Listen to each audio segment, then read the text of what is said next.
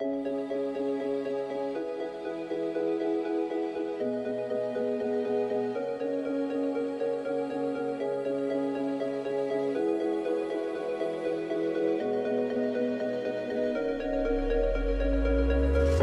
evening, everyone. On behalf of the President and members of the Managing Committee of the Color Society, I, Bhargavi Rajapadhe, warmly welcome you for the late Professor N.R. Kamath Memorial Lecture on Metamorphosis of Coating Industry, a journey towards eco-friendly and sustainable solutions by Mr. Krishnaraj K, Assistant Vice President, Birla Opus Paints, Aditya Birla Group. I kindly request Mr. Shivaji Durgave, Mr. Pradip Patil, and Mr. Prakash Dhapre to escort today's speaker, Mr. Krishnaraj K, and Professor Dr. S.T. Maske on the dais. I now request Mr. Shivaji Durgave, Honorable President of the Color Society, to welcome Mr. Krishnaraj K with a bouquet.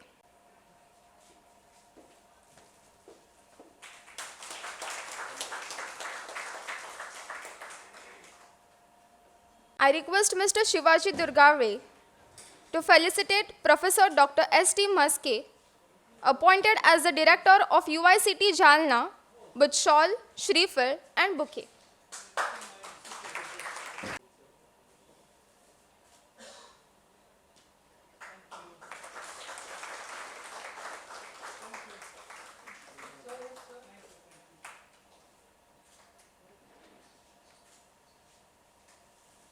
Thank you, sir. I request Mr. Shivaji Durgave to please address the audience. Hi, good evening, everyone. Good evening. Yeah. Warm welcome today's guest speaker, Mr. Krishnaraj K, Assistant Vice President, Birla Opus Paints, Aditya Birla Group. Also welcome Dr. Professor Maske sir, Head of Department HOD, PSC, ICT, and the Director of the UICT Jalna. Sir, congratulations again for being the appointed as the Director of UICT Jalna. Past President of the Color Society, Mr. Mukund Dulalkar sir, Mr. Deshmukh sir, and we are waiting some few more past President of the Color Society. Office bearer from the other associations like IPCA, IRMA, ISPA, IPMA, then alumina, UDCT alumina, students, ladies and gentlemen. It is with a great pride and deep respect that I welcome you all to the 39th Late Professor N.R. Kamath Memorial Lecture, an event that has become a cornerstone of the Color Society tradition since we first organized it to honor the legacy founder, Professor N.R. Kamath, who established the Color Society in 1952. So this is the 71-year-old organization. His contribution to the fields of paint, ink, and coating technology continue to inspire generation of professional and academics alike. Narayan Rangappa Kamath, he was also called as NRK, was born on 8 September 1914 in Mulki, a small town near Mangalore in Karnataka. He completed his early education in Mulki and high school at Government College of Mangalore in 1930. NRK earned his BSc from St. Xavier College, Mumbai in 1934 with the unique distinction of securing 100% marks in chemistry, a record of the Bombay University. He then joined UDCT, now it is ICT, in 1934 as the first batch of BSc Tech in Chemical Engineering and graduated with the distinction in 1936. Then he joined University College London, where he completed a postgraduate diploma in Chemical Engineer and then started his doctoral research under the guidance of Professor H.E. Watson on the drying of pigments. He got many attractive job offers in the UK, but he chose to return to the India in 1946 and joined the faculty of UDCT, that is this institute. NRK joined IIT Mumbai, that is Bombay, in March 1959 as a professor and head of the Chemical Engineering Department, where he continued till his retirement in September 1974. At the Silver Jubilee selection of the All India Manufacturer Association in 1973, India President Sri V.V. Giri honored Professor N.R. Kamath with an award for his contribution to chemical engineering. The Color Society started organizing late Professor N.R. Kamath Memorial Lecture from 1984, that is almost 40 years completed, and the first speaker was Sri C.H. Chokshi, Chairman Asian Paints, and topic was Paint Industry 40 years in retrospect and future prospects. And see, after 40 years, we have with us the great speaker, and we are privileged to have Mr. Krishnaraj K, Assistant Vice President, Birla Opus Paints, Aditya Birla Group, as our distinguished guest speaker, and he will be enlightening us on a critical and timely topic, Metamorphosis of the Coating Industry, a journey towards eco-friendly and sustainable solution. As the world increasingly focuses on sustainability, it is essential that we in the coating industry contribute to eco-friendly innovation, and Mr. Krishnaraj insight will surely provide us with a valuable perspective on the future of our industry. In addition to the thought-provoking lecture, today we are also here to celebrate academic excellence. We will be felicitating the top 3 rank holders of our diploma in paint and ink technology, a program the Color Society has started in 1977. Furthermore, we will be awarding the Sri Mukund Hulalkar Scholarship to deserving students from ICT Mumbai, Garwar Institute Mumbai, TIP Pune, and UICT Jalgaon. These young achievers represent the future of our industry, and it is crucial that we support and encourage their pursuit of knowledge. As we gather here today, let us take a moment to reflect on the enduring impact of Professor Kamath's work and legacy. His vision for collaborative and forward-thinking community continues to guide the Color Society and our shared mission. I extend my heartfelt thanks to each of you for joining us today.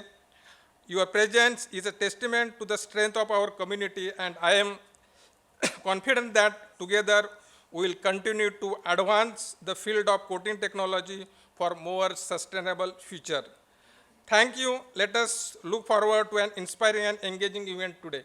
Thank you very much.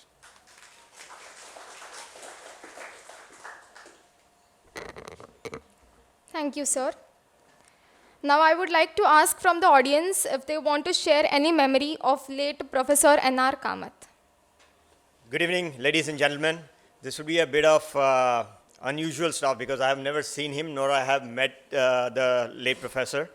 But somebody who had an opportunity to contribute and make his life outside of India, but still he chose to come back and contribute towards the growth of India. I have nothing but salute to him, kind of thing. So that's all I would say is I have high regards and appreciation for him. Thank you. Now I would request Professor Dr. S.T. Maske to share his valuable insights. Good evening to you all.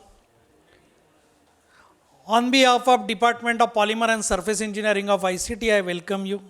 Though Color Society has already welcomed you for this today's function, but as heading the department, it's my duty.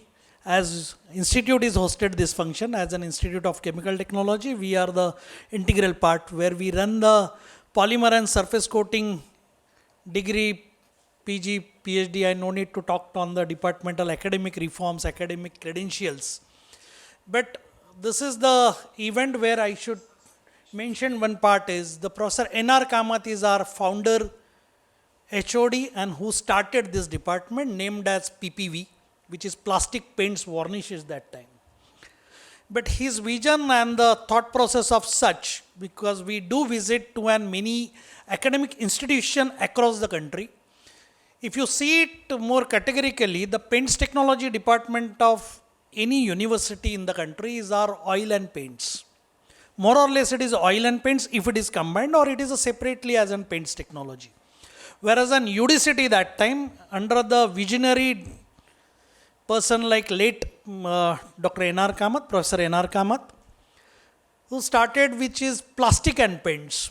So rather than paints which is oil derived, oil based, so he must have been thought it at that period of time where water based paint, emulsion based paints will be took over the oil based, and then polymer and paints is a right set of amalgamation as comparison with the oil and paints. So who was our visionary torchbearer, leader of the department? On his name, this late N.R. Kamath Memorial Lecture is organized, and which will be delivered by one of our close friend and the associate, nothing but an Krishnaraj, to whom I know since decades now. And it's my responsibility to talk to you on this occasion just as an department and the institute. And happy to, definitely it will be talked on metamorphosis of coating industry. So you will be talked about science in the coatings. And today, the good to share with you all, ICT has completed the admissions at UG, PG and PhD level, where the polymers, chemical engineering is sort of always into top-notch branches which people wants it. And the paints technology, which was at the third or fourth level of ICT's ranking wise. But Dr. Samant, to share with you, your son was a proud alma mater of this department as well. This year, the surface coating is immediately next to the polymer engineering. So it was chemical engineering, polymers and surface coating, where our department is comprises of polymer and coatings in the single.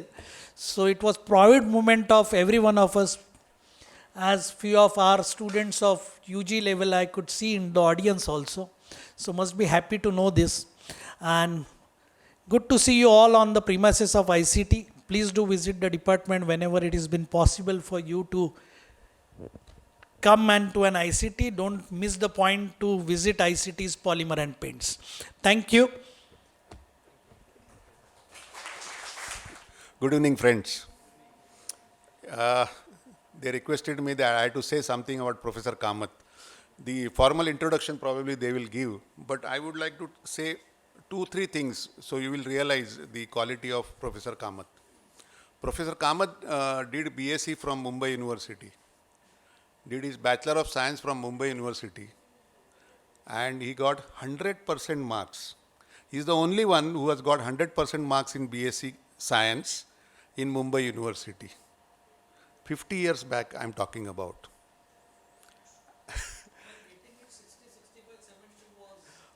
Exactly. 100% marks those days getting in BSc chemistry was just an impossible thing. Number 2, you all people, everybody knows about Professor M.M. Sharma, Padma Vibhushan Professor M.M. Sharma. He is a great chemical engineer. He did his BChem from UDCT, Chemical Engineering Department. And for masters, he selected guide who was the head of PPV, Polymer Paints and Varnishes. So he did his masters under Professor Kamath in PPV. See, you have to understand, how things happen. And then today you people know about Dr. Mashelkar, CSIR chief. Then Mashelkar did under Professor Sharma. So it is like that, So N.R. Kamath is actually guru of all of us that way, if you see. And I used to call always, N.R. Kamath was staying in Sion, where next to the fish market. Why I am mentioning fish market? Because fish is very, very important thing in Professor Kamath's life. Okay, he was avid fish eater. And he married to Ruzena Kamath. She is a Czechoslav. Both met in university when they were working in UK.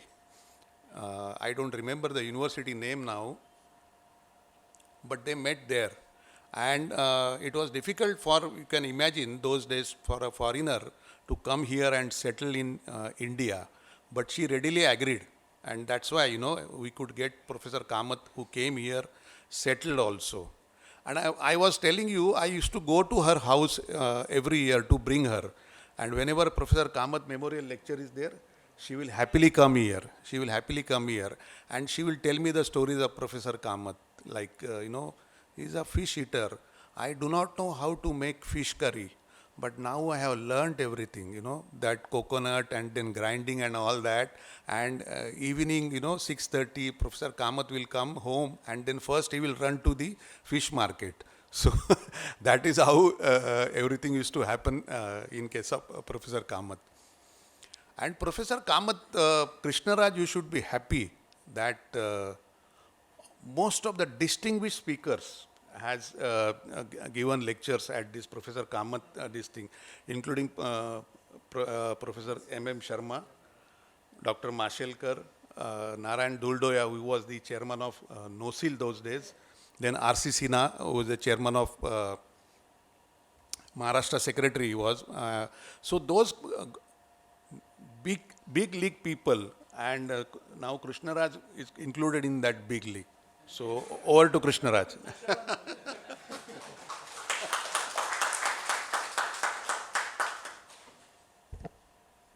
Thank you, sir, for sharing some memories of late Professor N.R. Kamath. I now request Mr. Dilip Patil to introduce today's guest speaker, Mr. Krishnaraj K. Good evening, everybody. Respected dignitary on dais and respected Color Society members and friends. It is my privilege to introduce today's guest speaker, Mr. K. Krishnaraj. K. Krishnaraj is a highly experienced R&D leader with over 28 years of experience in paint R&D in various companies and having experience in both paints and polymer development. He is a senior R&D leader with proven track record and is someone who consistently bringing innovation in area of his work. Currently, he is heading the interior and designer finish R&D of Birla Opus Paints, which is part of the flagship Aditya Birla Group as Assistant Vice President. In his current role as AVP, he is responsible for developing new product and managing the state-of-art R&D of Birla Opus Paints along with the leading a highly motivated team of scientists. He started his career with the Asian Paint in 1996, where he spent 14 years in developing various kinds of polymers and paint with the significant contribution in the development of interior paint and polymer emulsion. He moved to Kansai Nerolac Paints and worked there for more than a decade, heading the decorative R&D and leading some of the path-breaking decorative products. He joined Birla Opus Paints in March 2021 and is working there for the last 3.5 years. He is hold a master degree in chemistry from Calicut University and diploma in paint technology. He has also completed management development program from IIM Ahmedabad.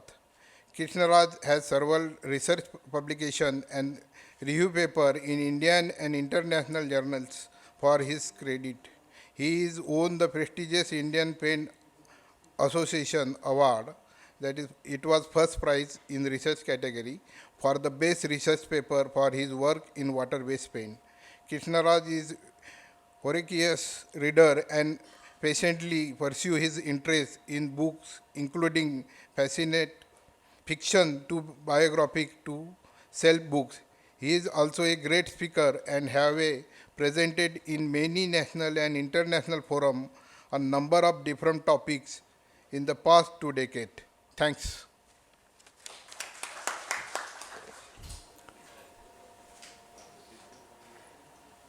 Thank you, Dilip, for the very, very kind introduction. And good evening, friends. Good evening, students, my fellow industry colleagues. I'm really privileged to stand in front of you, in front of this august gathering. Many of my industry friends are here. I can see many of them. Many of the beloved students are there.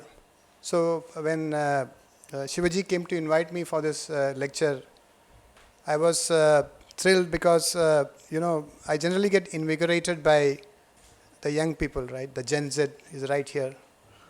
The energy is contagious, so I thought that's another opportunity for me, other than celebrating Professor Kamath.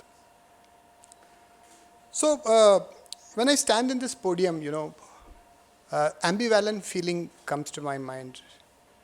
I'm beaming with pride because of the very fact that this podium has witnessed and celebrated the who's and who's of the chemical industry, as Mr. Samant said right now.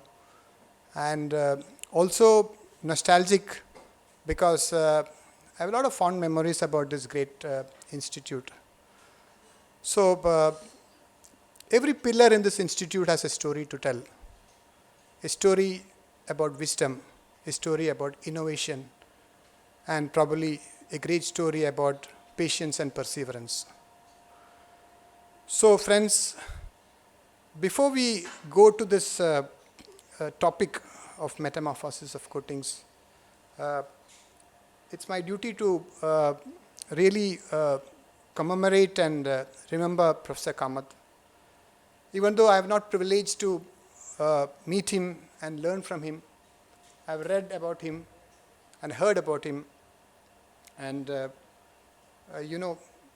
lot of inspiration we draw from Professor Kamath, as the guest people are talking about, the erudites are talking about.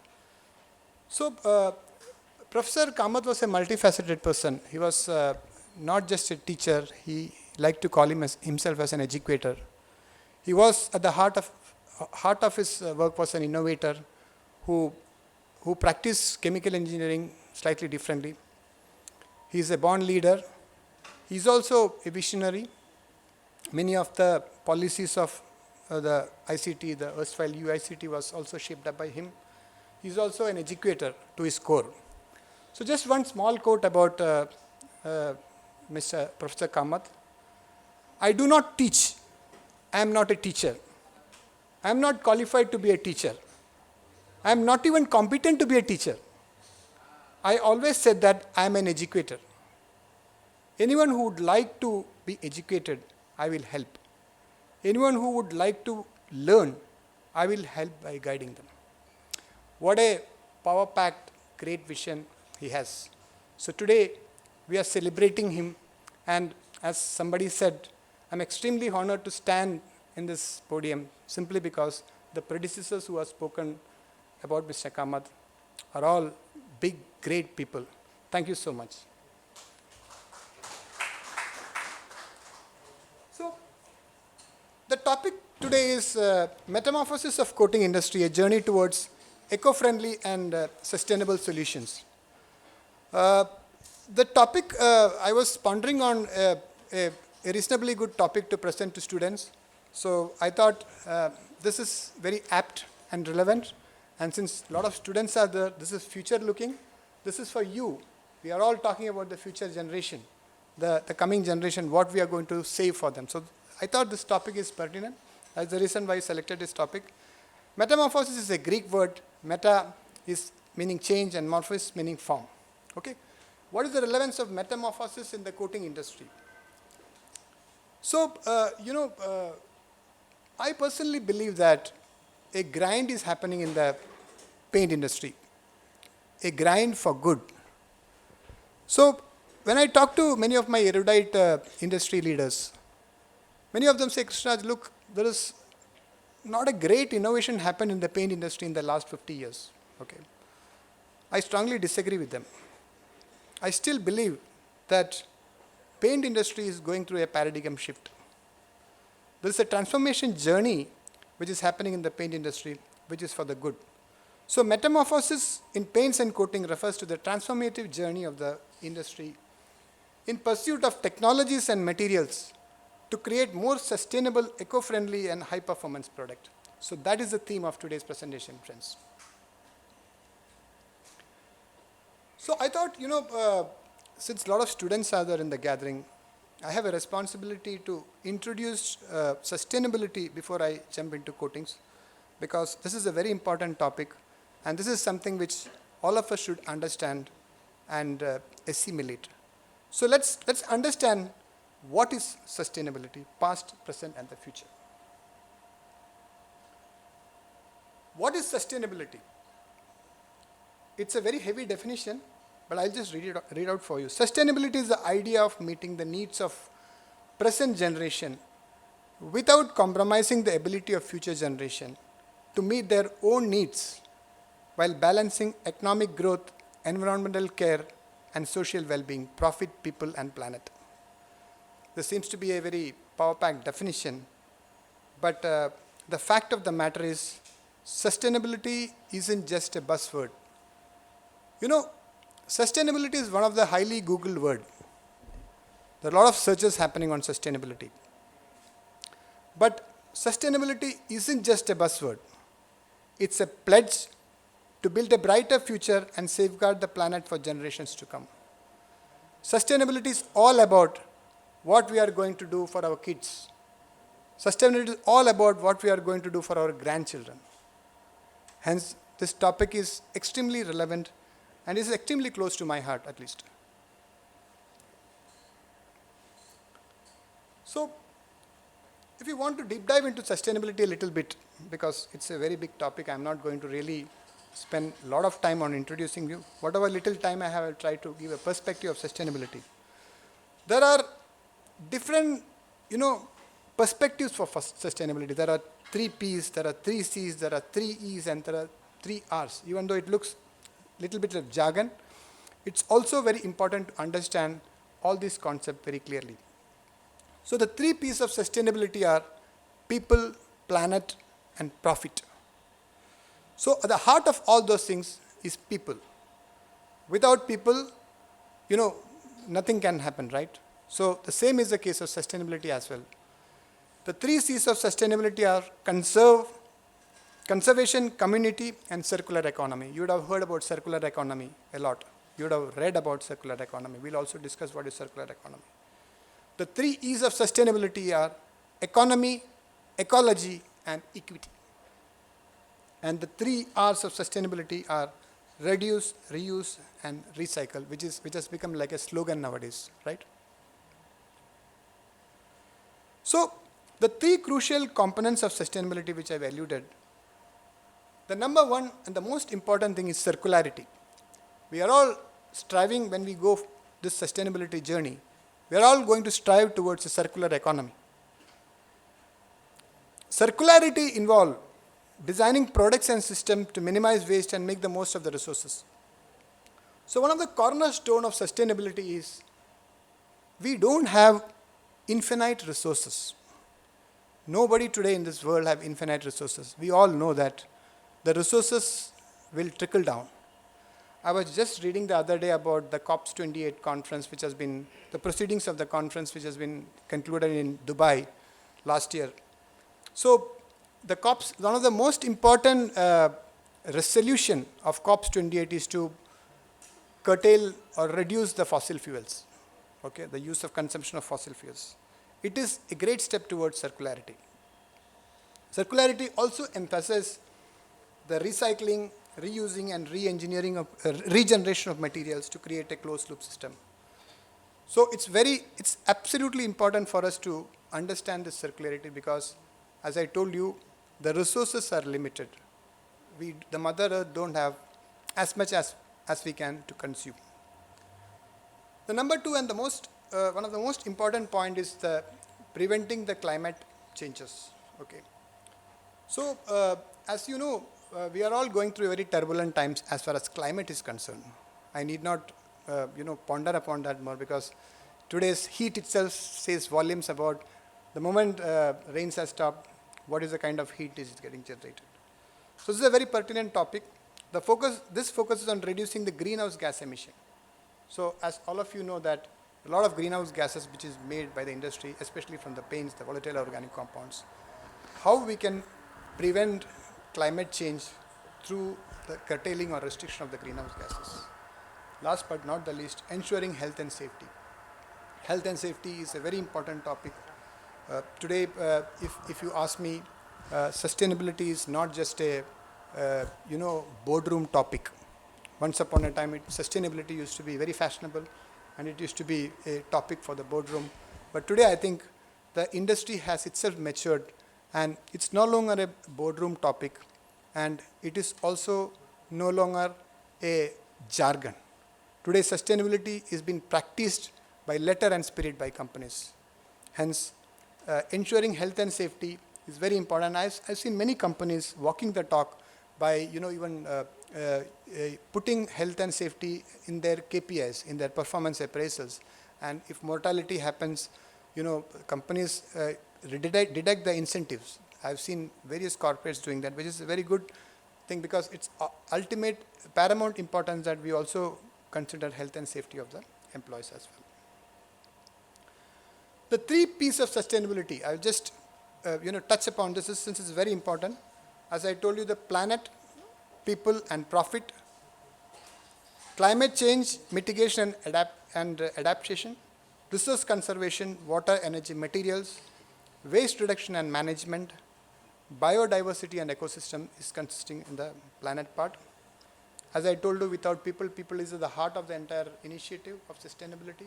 Human rights and fair labor practices, health and safety, community engagement and development, education and training, diversity, equity and inclusion. And in the profit, financial performance and stability, innovation and competitiveness, market growth and development, cost saving and efficiency, long-term viability and resilience. And what is most important is the 3 P's are interconnected and interdependent. And achieving sustainability requires balancing and integration of these 3 P's. So, one, people, planet, profit, this has to get integrated. Then only the real meaning of sustainability comes. Now, this slide is slightly busy slide, but then I'll spend a minute in explaining. This is a very important slide. So, as I told you, there was a time when sustainability was very fashionable and it was mainly confined to the boardrooms and the ESG reports of companies. The time has changed. There are various benefits of sustainability. I've just jotted down some of the very, very important benefits of sustainability in business. First and foremost, sustainability is today embraced by many companies to enhance brand reputation. There are several examples in front of us, starting from Tesla to Patagonia to IKEA to Apple. You would have heard about Patagonia, which is a apparel company which use 100% recycled materials to make the apparels, t-shirts, clothings. We know Tesla, which focus on sustainability. You go to an IKEA shop in Mumbai, you would feel sustainability there.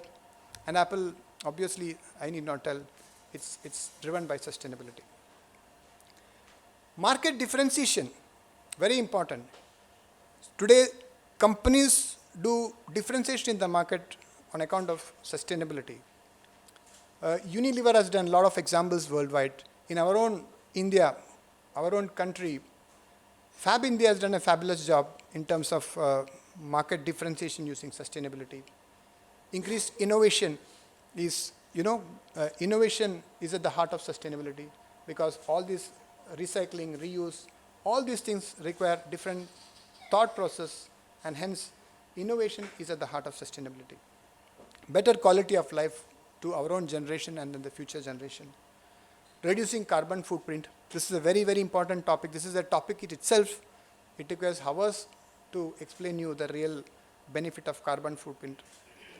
Environmental protection, enhanced biodiversity, reduced waste and taking care of future generations are some of the stark benefits of sustainability.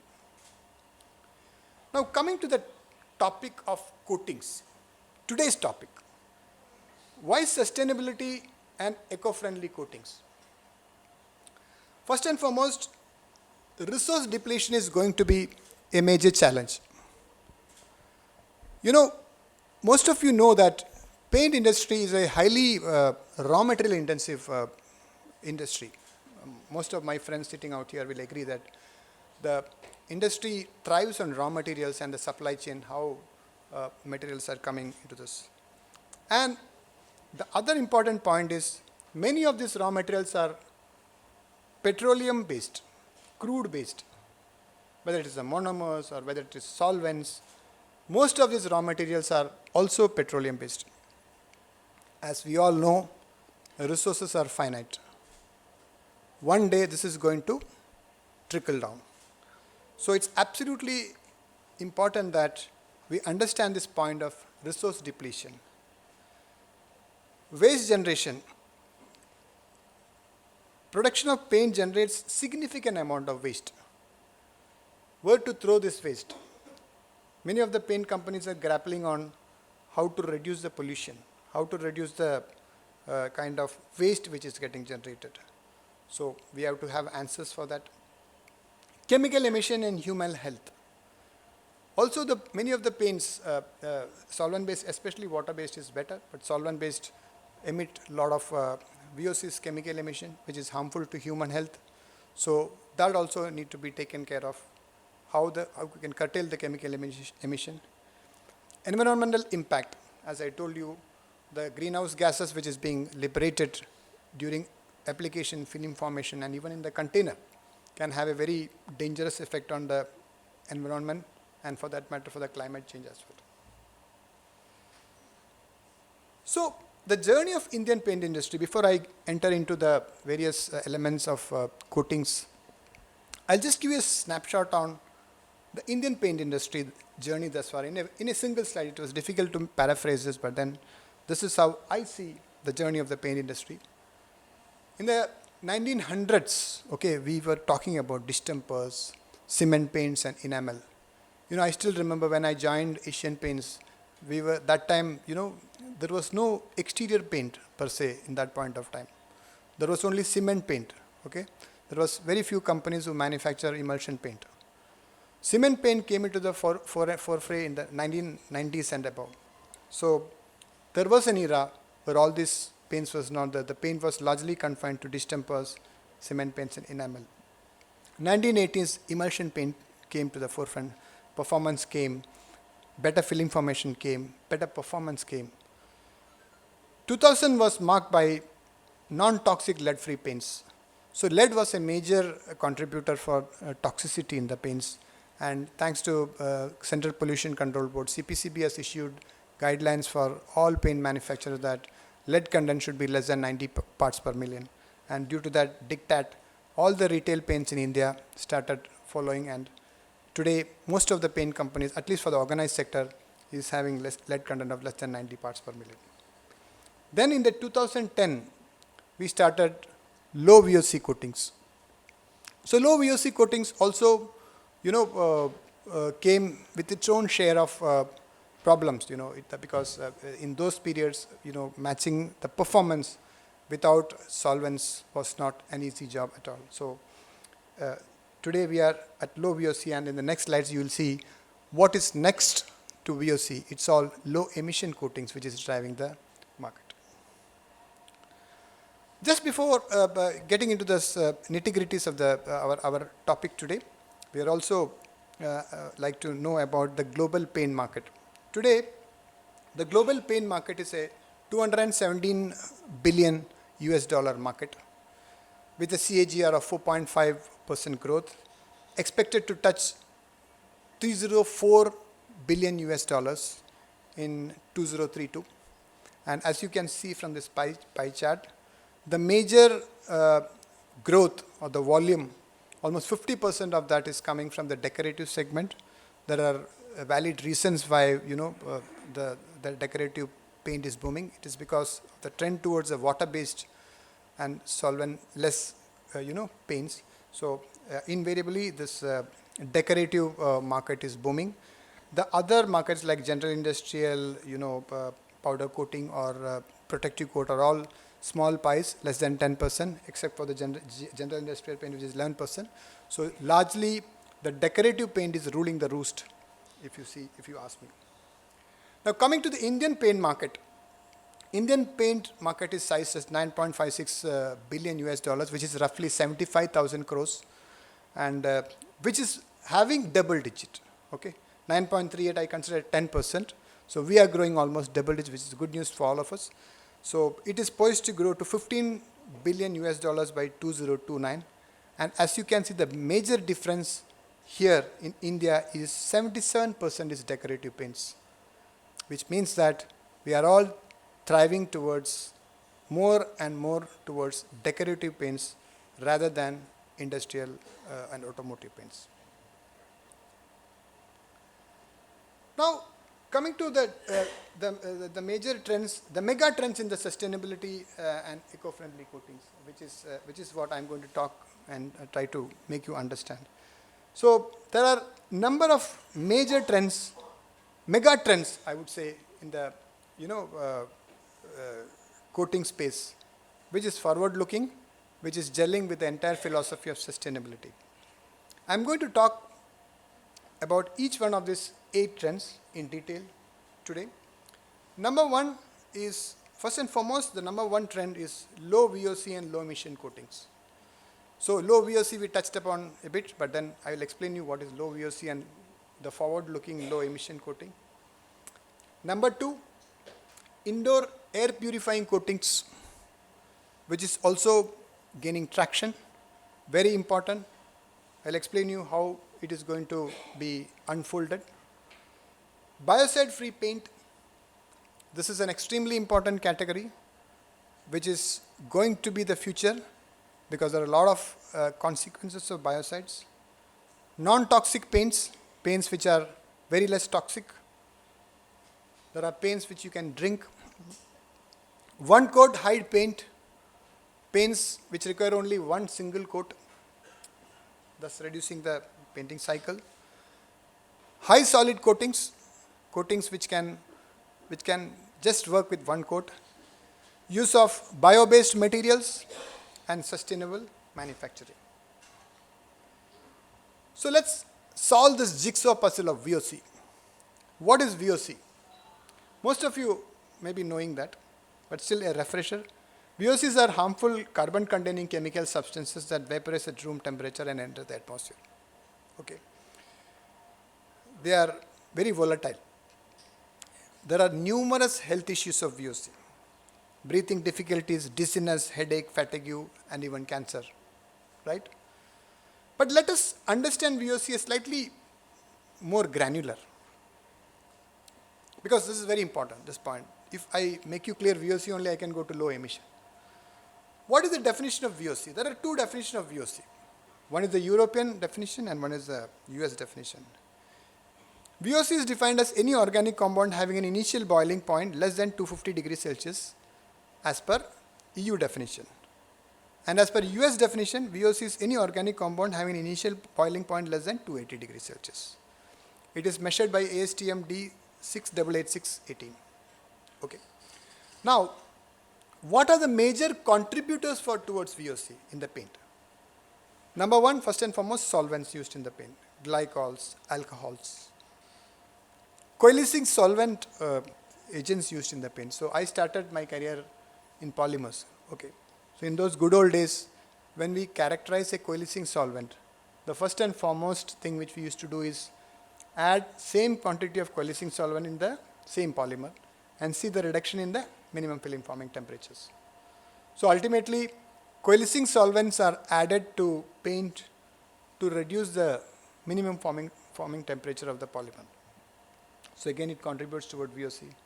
Surfactants, all of you know, surfactants are interfacial tension reducing agents, which is absolutely essential for paint stability. Preservatives, I always say it's a necessary evil. We cannot get away without adding preservatives. Preservatives are absolutely important because most of the water-based paints require preservatives. Unreacted monomers, these are free monomers, are available in the system, so this also contributes toward VOC. So if you assess the VOC levels in the paint, there is a body called REACH, Registration, Evaluation, Authorization and Restriction of Chemicals.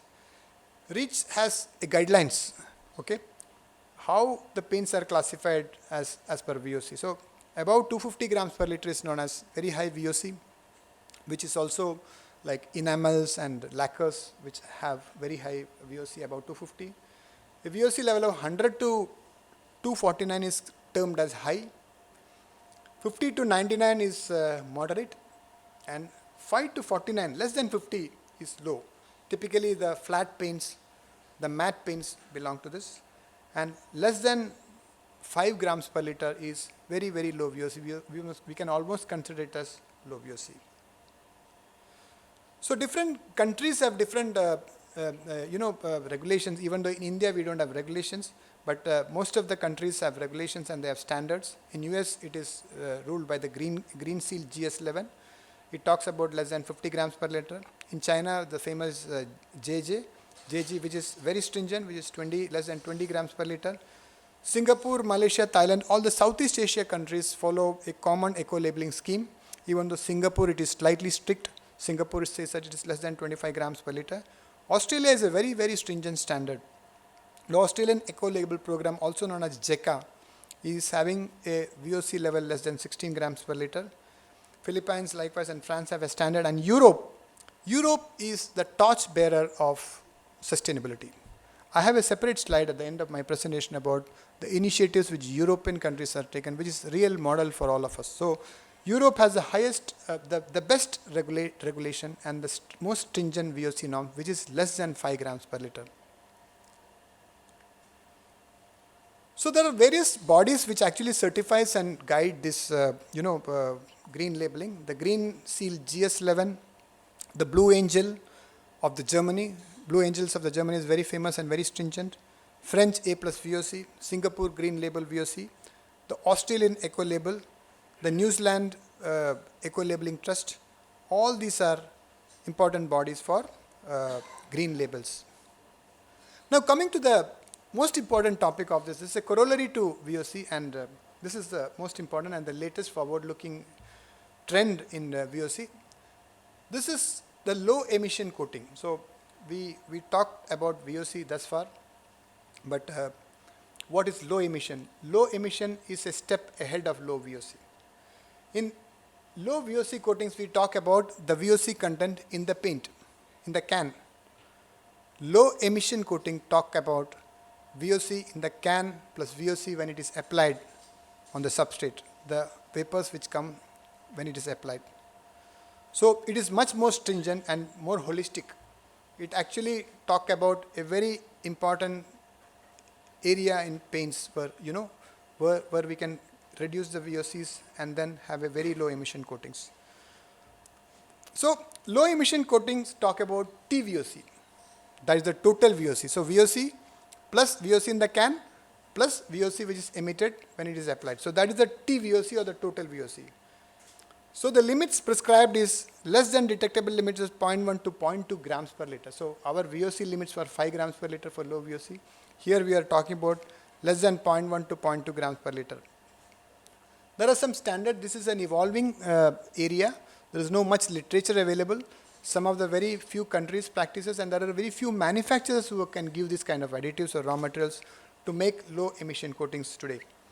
So EU Eco Label talks about 200 micrograms per meter cube. Green Guard Gold talk about 220 microgram per meter cube. And there is also this California Air Research Board CRB, which also talks about a very stringent standard of low emission coatings. Coming to the formulation technologies for this low emission coatings, we need to be mindful about the organic solvents which is being used. And there are technologies available today to make low emission coatings which is based on the polymer binder, very low MFFT without compromising on the performance of the polymers, of the paint. And the unit of measurements is milligrams per liter for this emissions. So to summarize this topic, health and ecology benefits of low emission coatings. Number one, it reduces the carbon footprint. The greenhouse gases are being curtailed because of this. Improved air quality. The air quality can be really improved with low VOC, low emission coating. Sustainable manufacturing, because many of the raw materials used are renewable. So it's also is igniting the manufacturing, sustainable manufacturing practices. Reduce health risk. Low odor. This is very important because today, one of the surveys which I was reading the other day, one of the most important reason why people don't paint their house is because the hassles associated with painting. And one of the most important hassle for painting is nothing other than the odor emanate when you paint a confined room. So if you are able to eliminate the odor of the paint, that is going to be a great value proposition for both the consumers and for the painters. But while talking about odor, I have a short story to tell you. You know, way back 1 decade before, I was working on a very low VOC, very low odor paint. So we developed that product and we did trial in Rajasthan. And while doing the trial, the painters, I was asking the painter that how do you find the paint? Okay, it was very low odor, which was I myself was perceiving, and my colleague was also perceiving, and the house owner was also perceiving. But the painter told that, look sir, this is not the original paint. So I was zapped. I asked him what is the problem. So he told, no, it don't have the typical paint smell, and hence this is not the original paint. You have brought a duplicate paint. So you have to understand this mindset while developing low VOC products. So we are coming with a very standard framework of mind, which is also true to sustainability, because to change that mindset of people is not going to be easy. There's a lot of work which has to go behind that. But still, it's worth trying that, because that is the future. The next topic on this major trend is indoor air purifying coatings. So how many of you know that indoor air pollutants kill more than exterior air pollutants? I was under the impression some 10 years before that exterior air pollutants kill more than interior air pollutants. That was my perception at least. But then I corrected myself, because a lot of researchers says otherwise. We spend a staggering 90% of our time indoor. Post-COVID, you know, there was many people working from home. There are a lot of co-work space available today, which are all, you know, in the confines of the walls. So staggering 90% spend, time indoor. The Environment Protection Agency, EPA, and other groups acknowledge that indoor air quality is on an average 5 times worse than outdoor air quality, which is glaring, right? You know, the air quality in indoor, which we think that is very good, my home is same, is not correct. As per EPA, 87% of the population are facing ill consequences on their health and well-being because of the indoor air pollution. As per WHO, World Health Organization, about 4.3 million deaths each year are associated with indoor air pollution, while 3.7 million deaths a year is reported for outdoor air pollution. Hence, indoor air pollution kills more than exterior air pollution. So I was reminded about Delhi when I was preparing this slide. I was thinking why so many people complain in Delhi when winter sets in about exterior air pollution, and nobody is complaining about interior air pollution. Just food for thought. So number of deaths by risk factor. So this is just a statistics. This is just a slide I took from a website which is authentic. You know, high blood pressure, smoking, high blood sugar kills the most. The fourth one is air pollution, both interior and exterior. So this is a very glaring statistic just to remind you that it's not very, very safe even in your home, okay?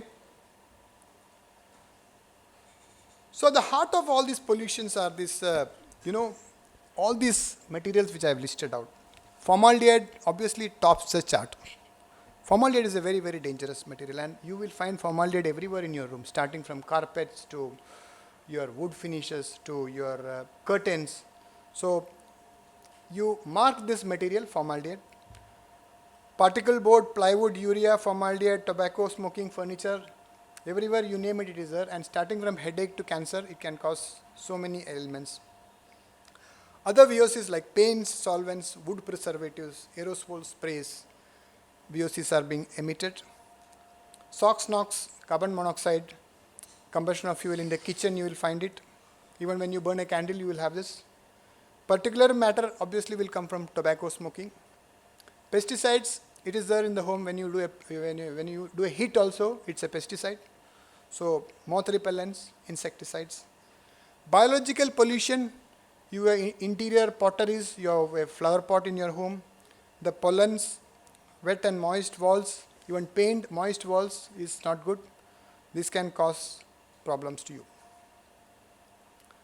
So this slide is a very interesting slide.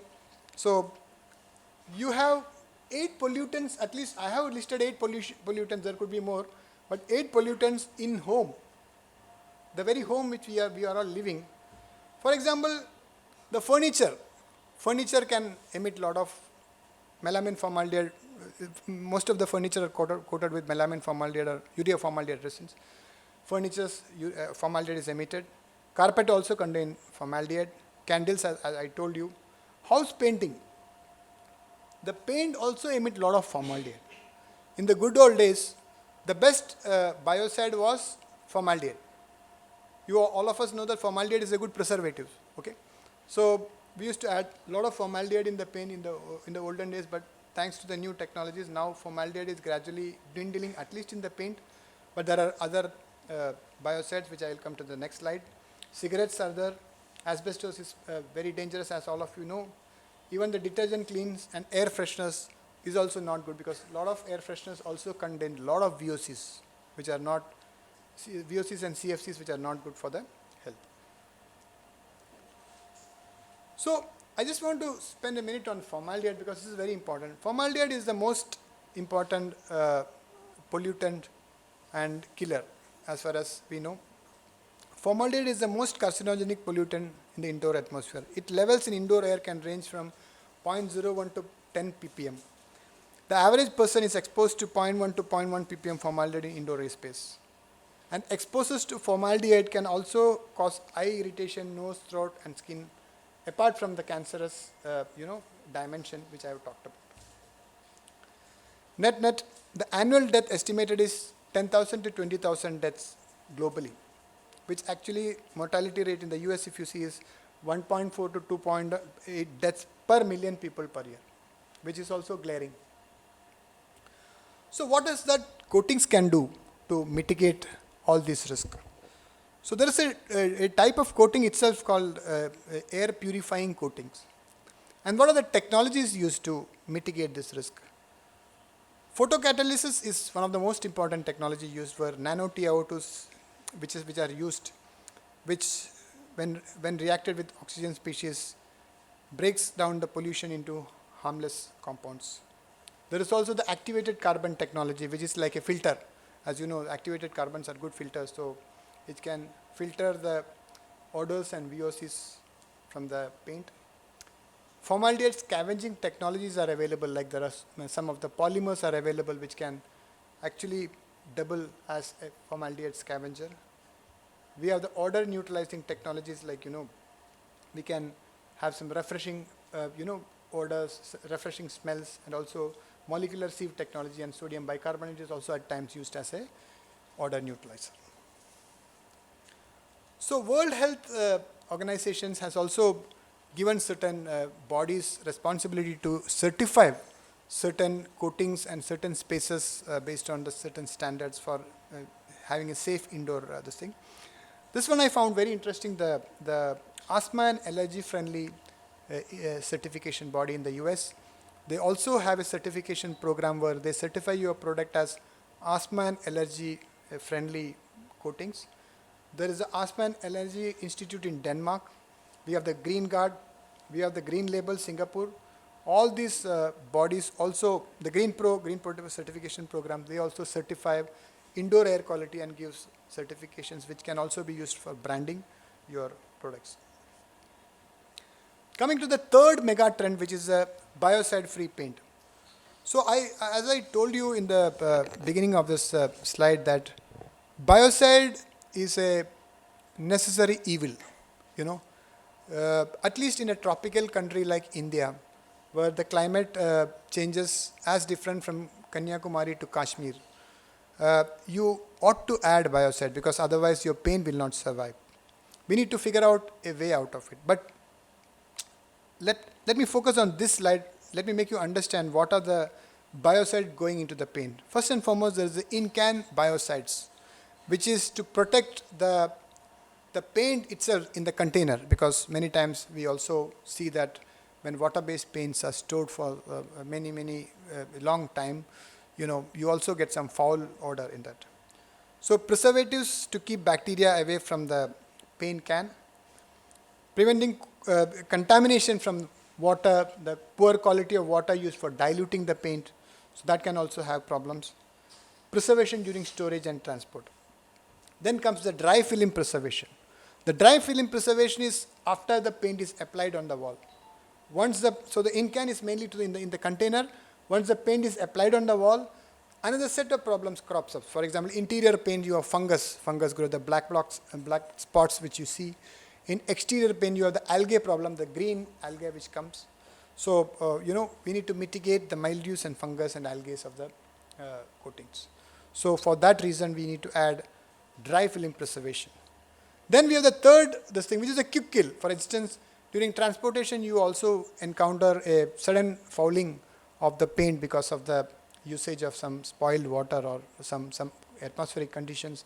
You need to quickly kill the bacteria in the paint. You need to add a dose of that bacteria, decimeter, and you have this quick kill which is readily available. So there are 3 broad classification of biocide in the paint, and none of this is good for us. So health and environmental effects of biocides used in the paint. So this is a cauldron of toxicity, I would say, each and every biocide. So the BIT and MIT, which we use, which are the in-can preservatives, both are very, very toxic to aquatic life and even to animals and human beings. The diuron, which is used as a film preservative, I told. Diuron is mainly used to kill the algae and the algae in the exterior paints. So diuron is a hot topic today. I'm not sure how much time diuron will be there in the Indian market. Many of the countries are already banned diuron. So diuron, we need to find alternates to diuron. It is a potential carcinogenic material. ZPT, which is also known as zinc pyrothene. ZPT is widely used biocide. It is used in the shampoo industry. It is used in the paint industry extensively. So it is a very toxic material, but still we are using that. There is no alternate for this. So we need to understand how we can have alternate for this. We also have IPBC, which is also added in the paint. But one thing is very clear. We are also dependent on all this biocide, because biocide also serve one purpose. Biocide also prevents the spoilage of the paint. Biocide also prevent the spoilage of the paint once it is applied. So in that way, biocides are also serving a particular section of the people, and they are doing their job. But at the same time, what is important as far as sustainability is concerned is finding alternates to all these materials which can cause a problem to the human health. So presenting to you the biocide free paints. So we have technologies today available which are without any biocide. And one of the most important coating which is without biocide is lime-based coatings. Lime, most of you know, apna chuna, it is coming back, okay, in a much better way probably, okay.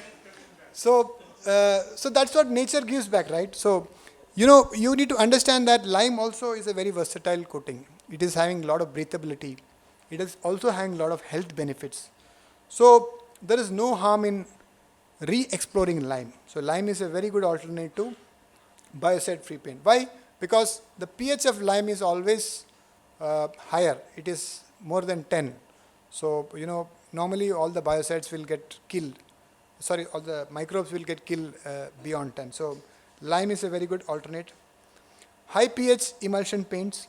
So these are paints where, we can keep the pH deliberately at a higher rate so that no biocide thrive on this. So no microbes thrive on this. But the only trick is that the polymer emulsion which you are going to use should have a compatibility at a very high pH. So that is one thing which is very important. We have silicate paints, which are those paints which are made out of silicons, and they are a very good alternate because their pH is also high. The only challenge is, you need to understand the stability of the paint and also the recoatability and all other aspects of the paint. Coming to our fourth major mega trend, which is non-toxic paints. So the toxicity of the paint is a highly discussed topic. Okay, there are many components of toxicity of the paint, starting from the heavy metals like lead, mercury, cadmium, solvents, toluene, xylene, benzene, ethyl acetate. We use a lot of pigments which are chrome-based, chrome yellows, which contain poisonous pigments, elements, heavy metals, cadmium sulfates, cobalt blue. All these have problems. All of us know that. Other toxic elements include the APO-free materials, the phthalates which you use as plasticizers, silica, and even free monomers and isocyanates. And the preservatives and biocides which we already talked about. All these are all contributing toward the toxicity of the paint. One particular toxin which I would say is the lead, which is very, very dangerous to human health and in fact animal health also. So lead can cause various neurological damages. It is absolutely not recommended for pregnant ladies because it can also affect the fetus.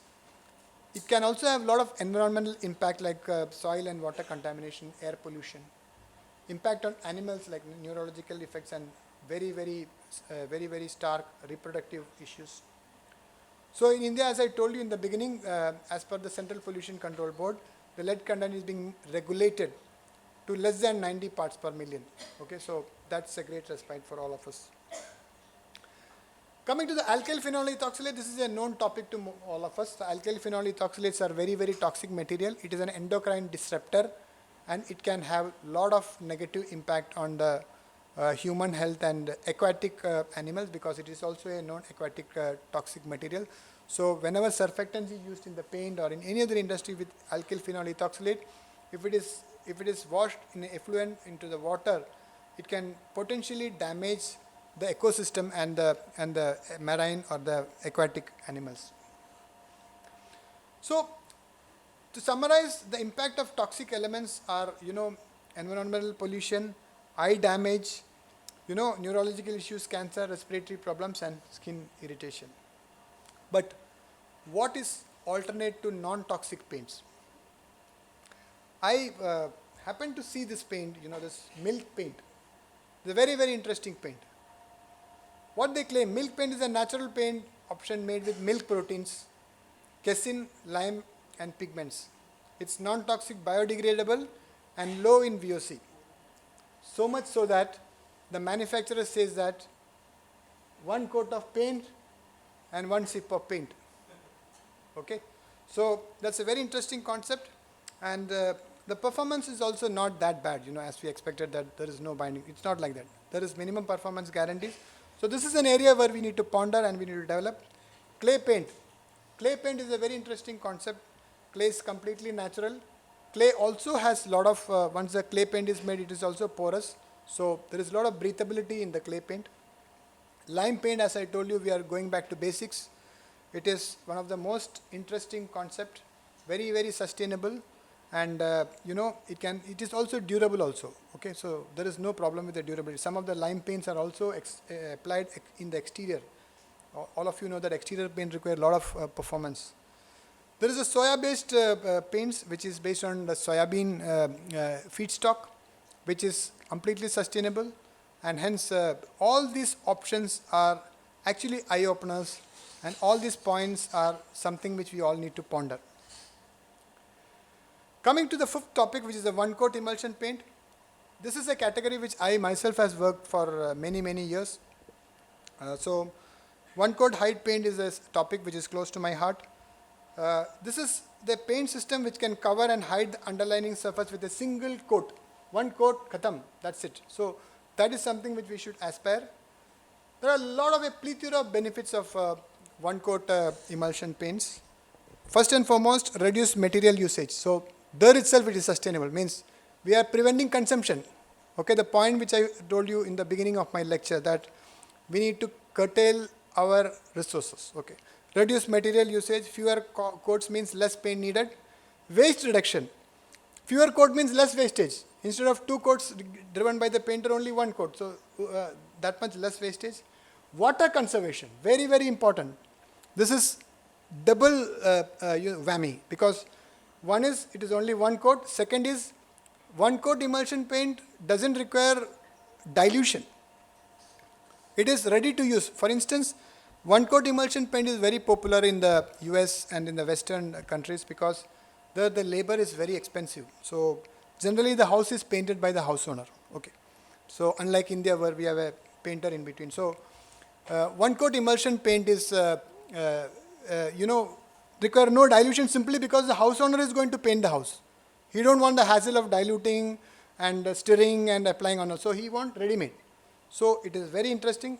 Water conservation, transportation efficiency, lower paint volume result in more efficient transportation and reducing the carbon footprint again by reducing less packaging, less paint, less packaging, energy saving, reduced application time and coat means less energy required for painting. So one coat is a very win-win situation, but I will tell you the other side of it since I have worked in this. I have been working on one coat emulsion paints for so many years, okay. I have not successful, let me tell it very upfront. The reason is we have somebody called painter in between, right? So in India, if we come with a one coat emulsion paint and we try to convince painter, I don't think he will readily agree because his labor is lost. His second coat is lost, right? So that's a challenge which we need to understand while developing one coat. But there are ways and means to really convince the painter also, I strongly believe. So this is a win-win proposition and we should try to promote this. There are various technologies used by for developing one coat emulsion paints. The first and foremost is the rheology modifications. The right selection of thickener combination for maximum film build-up, optimization of thickness to get the best flow and leveling. Okay, polymer design, very very crucial. Customized high solid polymers for enhanced binder performance, wetting and dispersing agent, which is very crucial for one coat emulsion paint.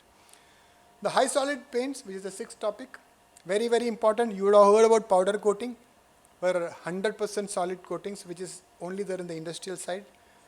I hope one day 100% solid decorative paints will be there in India, where we can just go to a Kirana store and just take one packet of powder paint and dilute it and apply. So that should be the concept. So when we have to thrive for that, today we have polymers which are 100% solid, but no decorative paint which is really 100% solid. So high solid paints contain a high percentage of solids and lower solvents. They emit fewer VOCs during application and drying. This contributes to better air quality and reduce environmental pollution. Future can be 100% solids like powder coating. So the benefit of sustainability in high solid paint is, better coverage of the paint. Better coverage because on account of the high solid paint have better coverage. Lower waste disposal, there is absolutely no waste or minimal waste which need to be disposed. Regulatory compliance, most of the high solid paints at least meet or exceed the regulatory compliances. When it comes to the use of bio-based materials, there are a lot of bio-based polymers available today. I am very happy to note that, I interact with a lot of vendors. Some of the vendor friends are here right in front of me. So many of them are also trying to bring to us, to the coating fraternity, a lot of bio-based material, which is a very, very heartening sign for all of us. So bio-based material is the right solution.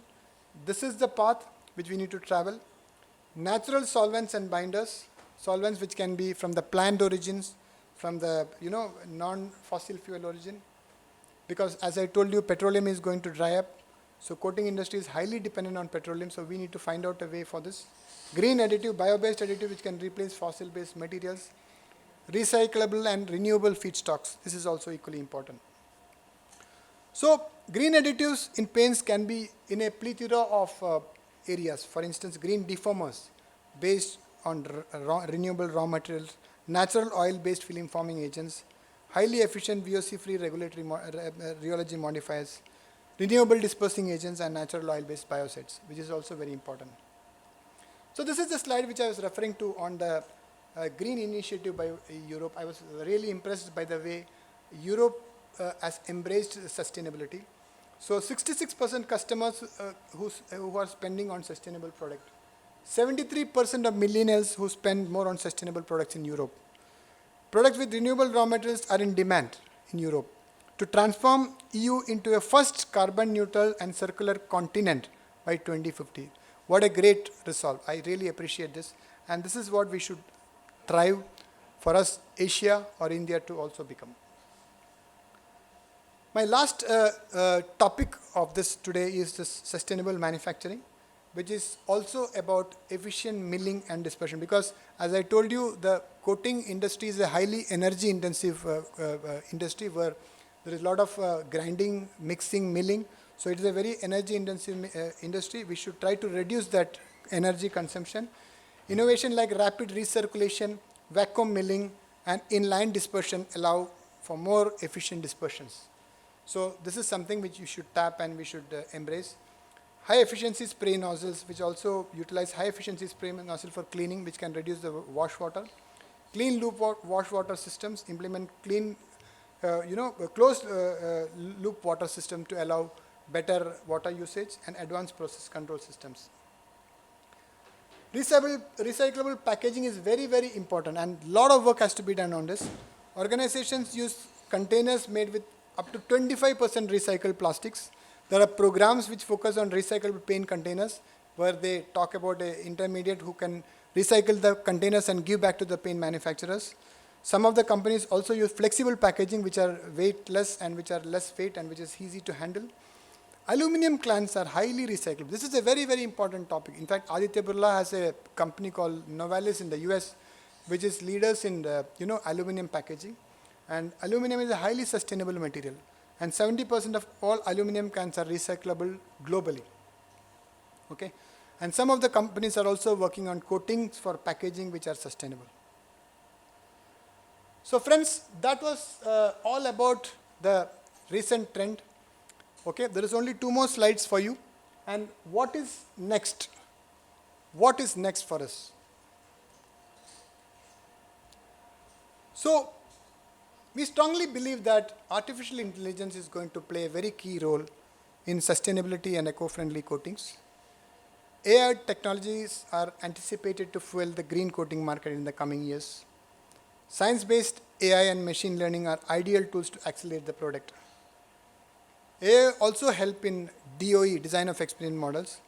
So we predict, or many of the erudites predict, that AI is also going to fuel sustainability in the coming days. Regeneration is equally important. The next is, what next? Next is regeneration after sustainability, regeneration. Regeneration is, instead of producing, try to regenerate, like self-healing coatings, novel coatings that has the ability to repair by itself in response to any kind of damage. Self-cleaning coating, no need to coat. Maybe the paint consumption can come less, that's okay. But let's not paint again, but let the coating be self-cleaning. Adaptive coatings and biologically inspired coatings. So friends, that takes me to the end of the presentation. So while concluding this presentation, there is none other than George Bernard Shaw who has paraphrased sustainability better than anybody else. He says that we are made wise not by the recollection of our past, but by the responsibilities of our future. Thank you so much. I'm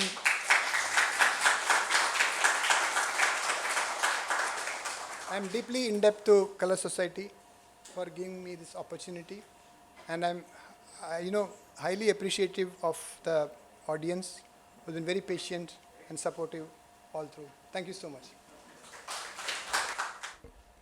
Thank you, sir, for this insightful lecture. Your expertise is truly inspiring. Let us now proceed further to the felicitation of diploma students of the Color Society and Shri Mukund R. Hulyalkar Scholarship. I invite Mr. Dilip Patil, Educational Chairman of the Color Society, on the dais.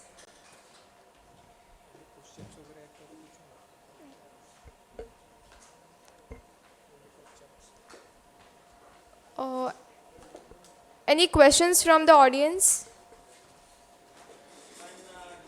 They found is the carcinogenic, and TiO2 is not allowed to be used in the paint. So for such, that awareness coming to India and finding the alternative for such a material, which is not as per compliance of European standard, how as a Indian scientist we can work on the alternative for TiO2 and all this. Like lead-free paint we are now working, but TiO2 is a next challenge for replacement for TiO2. Since It's not only a dangerous material, but the industry also is very polluting. Okay, so to that extent, it is not sustainable. Correct, correct. It is very energy intensive and very polluting industry. That's the reason why many of the TiO2 manufacturers are getting closed. So to answer your question, as on today, there is no concrete replacement for TiO2 which is available because of the wet opacity of the TiO2 which is getting. But then there are lot of ways in which we can come through this because many of the polymers today, okay, the opaque polymers today can also be used to substitute TiO2, and many of the industry has used that, and some of the extenders which are promising which can also be used. But to answer your question, there is no concrete development which can completely replace TiO2. Okay. But one point which I want to tell you is that you told TiO2 is carcinogenic, but there is a divided opinion. Okay, so it is not conclusively proved that still TiO2 is carcinogenic. So that is the reason why it is not completely banned.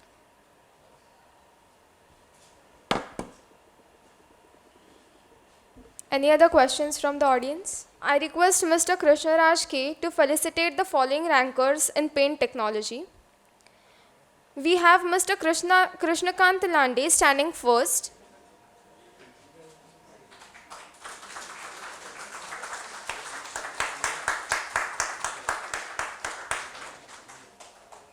Next we have Mr. Vinod Lavange standing second.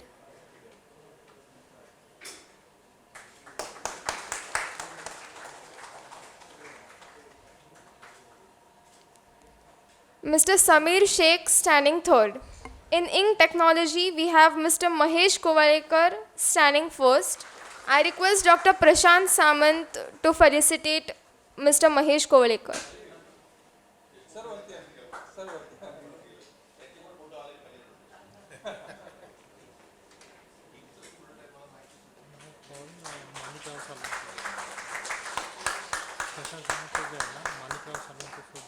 Malika Salunke. I would like to call upon stage Malika Salunke to felicitate Mr. Ajit Bodhaye, who is standing second.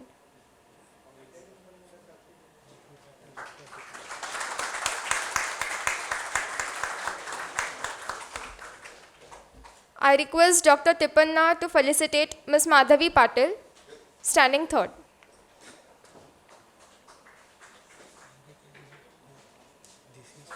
Mister Deshmukh और ये team है ना वो अपना Dilip Patil sir को बोलो First one, Mr. Deshmukh. I now request Mr. Mukund Hulalkar on dais. Following students are the awardees of Shri Mukundar Hulalkar Scholarship. I request Mr. Deshmukh to felicitate Mr. Sanket Ramdas Vangar from TIP Pune.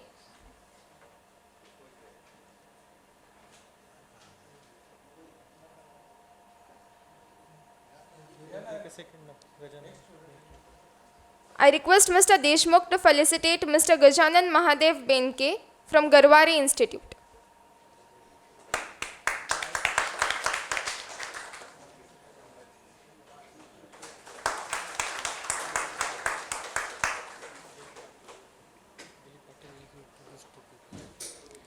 I request Mr. Dilip Patil to felicitate Ms. Kajal Suresh Hogre from UICT Jalgaon.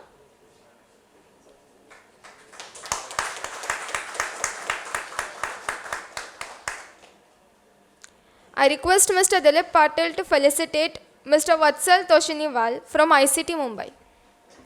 I now request Mr. Prakash Dhapre to deliver a vote of thanks. It is my great pleasure to present the vote of thanks today on behalf of the Color Society. I would like to thank each and every one of you for attending the late Professor N.R. Kamath Memorial Lecture 2024 on Metamorphosis of Coating Industry, a journey towards eco-friendly and sustainable solutions by Mr. Krishnaraj K, Assistant Vice President, Birla Opus Paints, Aditya Birla Group. Thank you very much, Krishnaraj, for accepting our invitations and delivering this excellent lecture on very important topic. I would like to request the Color Society President, Mr. Shivaji Durgawade, to present memento to Mr. Krishnaraj.